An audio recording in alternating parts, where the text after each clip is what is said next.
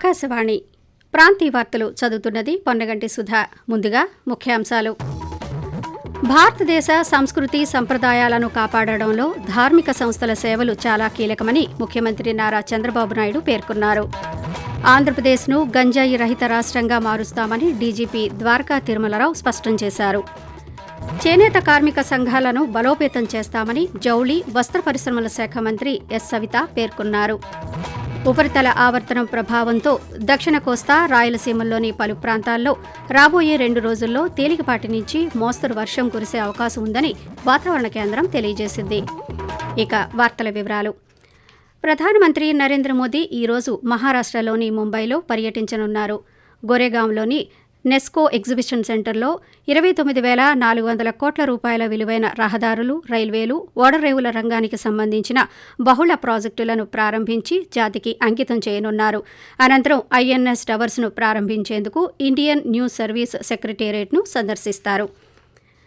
భారతదేశ సంస్కృతి సంప్రదాయాలను కాపాడడంలో ధార్మిక సంస్థల సేవలు చాలా కీలకమని ముఖ్యమంత్రి నారా చంద్రబాబు నాయుడు అన్నారు. ఈరోజు తాడేపల్లి సమీపంలోని కొలనుకొండలో హరేకృష్ణ గోకుల క్షేత్రంలో శ్రీ వెంకటేశ్వర స్వామి దేవాలయం అనంత శేష స్థాపన కార్యక్రమంలో ముఖ్యమంత్రి పాల్గొన్నారు. ఈ సందర్భంగా మాట్లాడుతూ ఈ గోకుల క్షేత్రం ఒక అద్భుతమైన ఆధ్యాత్మిక కేంద్రంగా మారుతుందనే విశ్వాసాన్ని వ్యక్తం చేశారు. ఎటువంటి కార్యక్రమాన్నైనా సజావుగా పూర్తి చేయగలిగే విశ్వాసాన్ని హరేకృష్ణ ఉద్యమం కలిగించిందని తెలిపారు. హరేకృష్ణ ఉద్యమంతో పాటు ఇస్కాన్ కూడా ఎన్నో కార్యక్రమాలను చేపడుతోందని అన్నారు. త్వరలోనే రాష్ట్ర వ్యాప్తంగా 203 అన్నా క్యాంటీన్లను పునఃప్రారంభిస్తామని ముఖ్యమంత్రి తెలియజేస్తూ, అన్నా క్యాంటీన్లు ప్రారంభిస్తామని చెప్పి మీ అందరికి హామీ ఇస్తున్నా. దీనికి ఒక స్ఫూర్తి కూడా ఉంది. ఒక పక్క అక్షయ పాత్ర, ఒక పక్క నందమూరి తారక రామారావు గారు కూడా మొట్టమొదటిసారిగా తిరుమల తిరుపతి దేవస్థానంలో అన్నదానం ప్రారంభించారు. దాతలకు కొదవలేదు ఈ దేశంలో. నమ్మకమైన వ్యవస్థ ఉండాలి. భగవంతుడు ఆశీస్సులు ఈ ఆర్గనైజేషన్ కి మెండుగా ఉన్నాయి. ఇంకా ముందుకు పోవాలని నేను మనస్ఫూర్తిగా కోరుతున్నా. ఈ కార్యక్రమంలో మంత్రులు పొంగూరు నారాయణ, ఎస్ సవిత, సుప్రీంకోర్టు విశ్రాంత ప్రధాన న్యాయమూర్తి జస్టిస్ ఎన్వి రమణ తదితరులు పాల్గొన్నారు. చేనేత సంఘాలను పూర్తిగా ప్రక్షాళన చేసి కార్మిక సంఘాలను బలోపేతం చేస్తామని జౌళి, వస్త్ర పరిశ్రమల శాఖ మంత్రి ఎస్ సవిత పేర్కొన్నారు. కృష్ణా జిల్లా పోలవరం గ్రామంలో చేనేత కార్మికులతో ఈరోజు నిర్వహించిన ముఖాముఖి కార్యక్రమంలో మంత్రి పాల్గొన్నారు. చేనేత సహకార సంఘాల కార్మికుల సమస్యలను పరిష్కరిస్తామని హామీ ఇచ్చారు. ఈ సందర్భంగా చేనేత వస్త్రాలను మంత్రి పరిశీలించారు. నేరాలు, మత్తు పదార్థాల అక్రమ రవాణా అరికట్టేందుకు రాత్రిపూట గస్తీని మరింత పెంచినట్టు ఏలూరు జిల్లా police superintendent D Mary Prashanthi తెలిపారు. ఇందులో భాగంగా వాహనాలను క్షుణ్ణంగా తనిఖీ చేస్తూ అనుమానితుల వివరాలను సేకరిస్తున్నామని ఎస్పీ పేర్కొన్నారు. నిద్రమత్తు కారణంగా ప్రమాదాలు సంభవించకుండా వాహనదారులకు నీటితో ముఖం శుభ్రపరుచుకునే కార్యక్రమాన్ని కూడా రాత్రి గస్తీలో చేపడుతున్నట్టు ఎస్పీ తెలియజేశారు. ఎగువ ప్రాంతాల్లో విస్తృతంగా వర్షాలు కురుస్తున్న కారణంగా వచ్చే వారం రోజుల్లో గోదావరి నది నీటి ప్రవాహం పెరిగే అవకాశం ఉన్నందున అప్రమత్తంగా ఉండాలని ఏలూరు జిల్లా కలెక్టర్ వెట్రిసెల్వి దిశ అధికారులను ఆదేశించారు. ఈరోజు కలెక్టర్ కార్యాలయంలో వివిధ శాఖల అధికారులతో సమావేశం నిర్వహించారు. ఈ సందర్భంగా కలెక్టర్ మాట్లాడుతూ వర్షాల నేపథ్యంలో అన్ని విభాగాల అధికారులు ముందస్తు జాగ్రత్తలతో సిద్ధం కావాలని సూచించారు. వరద ప్రభావిత ప్రాంతాల్లో చేపట్టాల్సిన సహాయక చర్యల ప్రణాళిక రూపొందించాలని, అలాగే విద్యుత్తు సరఫరాకు అంతరాయం కలగకుండా చూడాలని ఆయా శాఖల అధికారులను ఆదేశించారు. విద్యతోనే అభివృద్ధి సాధ్యమని మత్స్యకారులు తమ పిల్లలను ఉన్నత చదువులు చదివించాలని పశ్చిమ గోదావరి జిల్లా కలెక్టర్ చదవలవాడ నాగరాణి అన్నారు. నరసాపురం మండలం వేములదేవి తూర్పు గ్రామంలో కలెక్టర్ ఈరోజు పర్యటించారు. తుపాను రక్షిత భవనంలో మత్స్యశాఖ ఆధ్వర్యంలో జరిగిన సమావేశంలో ఆమె మాట్లాడుతూ ప్రత్యేక కార్యాచరణ ప్రణాళికతో మత్స్యకారుల సమస్యల పరిష్కారానికి కృషి చేస్తామని హామీ ఇచ్చారు. దీనిపై ప్రభుత్వానికి నివేదిక అందజేస్తామని జిల్లా కలెక్టర్ భరోసా ఇచ్చారు. ఆకాశవాణి ప్రాంతీయ వార్తలు వింటున్నారు. ఆంధ్రప్రదేశ్ను గంజాయి రహిత రాష్ట్రంగా మారుస్తామని director general of police DGP Dwaraka Tirumala Rao స్పష్టం చేశారు. తిరుపతిలోని పోలీసు అతిథి గృహంలో రాయలసీమ జిల్లాల పోలీసు అధికారులతో శాంతి భద్రతలపై ఆయన ఈరోజు సమీక్షా సమావేశం నిర్వహించారు.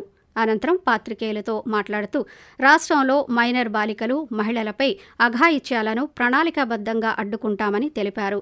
ఎర్రచందనం అక్రమ రవాణాను పూర్తి స్థాయిలో నిరోధిస్తామని, త్వరలో మత్తు పదార్థాల నిరోధక ప్రత్యేక బృందాలను ఏర్పాటు చేస్తున్నట్టు తెలిపారు. గంజాయి అక్రమ రవాణా సమాచార సేకరణకు ప్రత్యేకంగా టోల్ ఫ్రీ నెంబర్ ఏర్పాటు చేస్తున్నామని డీజీపీ పేర్కొంటూ, రాష్ట్రం మొత్తంలో కూడా 100 days యాక్షన్ ప్లాన్తో తయారు చేశాము. దాని ప్రకారం ఎన్ఫోర్స్మెంట్ అయితేనేమి, చిన్నపిల్లలకి వాళ్ళ పేరెంట్స్కి వాళ్ళకి అవగాహన తెప్పించి చేయడం అయితేనేమి, హార్డ్ కోర్గా ఎప్పుడు దాంట్లోనే పనిచేస్తున్న వాళ్ళకి కేసులు కట్టి వాళ్ళపై కఠినమైనటువంటి చర్యలు తీసుకునే విధంగాను, ట్రాన్స్పోర్ట్ అయితేనేమి ముఖ్యంగా సోర్స్ దగ్గర ఆపడానికి ప్రయత్నం చేయాలని చెప్పి ఆలోచిస్తా ఉన్నాం. మోస్ట్ ఇంపార్టెంట్ థింగ్ అంటే ప్రజలకి సమాజానికి జవాబుదారీతనంగా ఉంటాం, మా ప్రొఫెషనలిజం వృత్తి నైపుణ్యాన్ని పెంచుకోవడం అనేది మా ప్రాధాన్యత అంశాలుగా మేము ఆలోచిస్తాం. పశ్చిమ గోదావరి జిల్లా పాలకొల్లులో 100 పడకల ప్రభుత్వ ఆసుపత్రిని ఈరోజు రాష్ట్ర జలవనరుల శాఖ మంత్రి నిమ్మల రామానాయుడు ఆకస్మికంగా తనిఖీ చేశారు. 12,60,00,000 రూపాయల నిధులతో చేపట్టిన కొత్త భవన నిర్మాణాన్ని మంత్రి పరిశీలించి పనులు జరుగుతున్న తీరుపై అసంతృప్తి వ్యక్తం చేశారు. పనులు వేగవంతం చేయాలని ఇంజనీరింగ్ అధికారులను ఆదేశించారు. అనంతరం పాత ఆసుపత్రిని పరిశీలించి బాలింతల సమస్యలను అడిగి తెలుసుకున్నారు. ఈ సందర్భంగా మంత్రి మాట్లాడుతూ, తెలుగుదేశం పార్టీ ప్రభుత్వ హయాంలో 100 పడకల ఆసుపత్రిగా స్థాయి పెంచి నూతన భవనానికి నిధులు మంజూరు చేసినప్పటికీ ఇప్పటి వరకు భవన నిర్మాణం పూర్తి కాలేదని అన్నారు. పశ్చిమ మధ్య బంగాళాఖాతం, దక్షిణ ఆంధ్రప్రదేశ్ తీరంలో సముద్ర మట్టానికి సగటున 5.8 కిలోమీటర్ల ఎత్తులో ఉపరితల ఆవర్తనం విస్తరించిందని అమరావతిలోని భారత వాతావరణ కేంద్రం అధికారులు తెలిపారు. ఈ ప్రభావంతో దక్షిణ కోస్తా, రాయలసీమల్లోని పలు ప్రాంతాల్లో రాబోయే 2 రోజుల్లో తేలికపాటి నుంచి మోస్తరు వర్షం లేదా ఉరుములతో కూడిన జల్లులు చాలా చోట్ల కురిసే అవకాశం ఉందని వాతావరణ అధికారి పేర్కొంటూ, ఉపరితల ఆవర్తనం పశ్చిమ మధ్య బంగాళాఖాతం మరియు సరిహద్దు దక్షిణాంధ్రప్రదేశ్ తీరంలో సగటు సముద్ర మట్టానికి 5.8 కిలోమీటర్ల ఎత్తులో విస్తరించి ఉంది. ఈ రోజు మరియు రేపు ఉత్తర కోస్తా ఆంధ్రప్రదేశ్ మరియు యానాంలో భారీ వర్షాలు 1 లేదా 2 చోట్ల కురిసే అవకాశం ఉంది. బలమైన గాలులు గంటకు 30 నుంచి 40 కిలోమీటర్ల వేగంతో వీచే అవకాశం ఉంది. ఈ రోజు మరియు రేపు దక్షిణ కోస్తా ఆంధ్రప్రదేశ్ లో ఉరుములతో కూడిన మెరుపులు మరియు బలమైన గాలులు గంటకు 30 నుంచి 40 కిలోమీటర్ల వేగంతో వీచే అవకాశం ఉంది. ఈ రోజు మరియు రేపు రాయలసీమలో ఉరుములతో కూడిన మెరుపులు మరియు బలమైన గాలులు గంటకు 30 నుంచి 40 కిలోమీటర్ల వేగంతో వీచే అవకాశం ఉంది. తిరుపతి సిరి సంత పేరుతో ప్రకృతి వ్యవసాయ పంటల సేంద్రియ మేళా ఈరోజు తిరుపతిలోని మహతి ఆడిటోరియంలో ప్రారంభమైంది. తిరుపతి, చిత్తూరు ఉమ్మడి జిల్లాల్లోని ప్రకృతి వ్యవసాయం చేసే రైతులు తమ పంటలను ఈ మేళాలో ప్రదర్శించారు. కనెక్ట్ టు ఫార్మర్ సంస్థ ఆధ్వర్యంలో 2 రోజుల పాటు ఈ సేంద్రియ మేళా నిర్వహిస్తున్నారు. ఈ సందర్భంగా ఆ సంస్థ వ్యవస్థాపకురాలు శిల్ప ఆకాశవాణితో మాట్లాడుతూ, ప్రకృతి వ్యవసాయ పంటల ప్రాధాన్యత, పర్యావరణ హిత జీవనం వంటి అంశాలపై యువతకు అవగాహన కల్పించేందుకు ఈ మేళా నిర్వహిస్తున్నామని పేర్కొన్నారు. వర్షాకాలాన్ని దృష్టిలో ఉంచుకుని సీజనల్ వ్యాధులు ప్రబలకుండా శుద్ధి చేసిన రక్షిత తాగునీటిని ప్రజలకు అందించే చర్యలు తీసుకోవాలని తూర్పుగోదావరి జిల్లా ఇన్ఛార్జ్ సంయుక్త కలెక్టర్ దినేష్ కుమార్ అధికారులను ఆదేశించారు. ప్రతి గ్రామంలో వాటర్ ట్యాంకులను పూర్తి స్థాయిలో శుభ్రపరచాలని, శుద్ధి చేసిన తాగునీటిని ప్రజలకు అందించే విధంగా గ్రామీణ నీటి సరఫరా, పంచాయతీ, వైద్య ఆరోగ్య శాఖ అధికారులు సమన్వయంతో పనిచేయాలని సూచించారు. ఈ మేరకు ఇప్పటికే అందించిన ముందస్తు కార్యాచరణ ప్రణాళిక ప్రకారం నడుచుకోవాలని తెలిపారు. మునుపెన్నడూ లేని విధంగా రహదారులు, మౌలిక సదుపాయాలు, సమాచార వ్యవస్థ, బ్యాంకింగ్ రంగాల్లో భారతదేశం పురోగతి సాధించిందని మిజోరాం రాష్ట్ర గవర్నర్ డాక్టర్ కంభంపాటి హరిబాబు అన్నారు. ఈరోజు విశాఖలోని ఆంధ్ర విశ్వవిద్యాలయం హిందీ విభాగం సమావేశ మందిరంలో డాక్టర్ ప్రయాగ మురళీమోహనకృష్ణ రచించిన నల్లటోపీ, నీలికళ్ళు, తెల్లతోలు పుస్తకావిష్కరణ సభలో ఆయన ముఖ్య అతిథిగా పాల్గొని మాట్లాడారు. దిగుమతులపై ఆధారపడకుండా దేశీయంగా కొన్ని వస్తువులను తయారు చేసుకుని ఆర్థిక వ్యవస్థను పరిపుష్టం చేసుకోవచ్చని తెలియజేశారు. ఆకాశవాణి ప్రాంతీయ వార్తలు ముగించే ముందు ముఖ్యాంశాలు మరోసారి. భారతదేశ సంస్కృతి సంప్రదాయాలను కాపాడడంలో ధార్మిక సంస్థల సేవలు చాలా కీలకమని ముఖ్యమంత్రి నారా చంద్రబాబు నాయుడు పేర్కొన్నారు.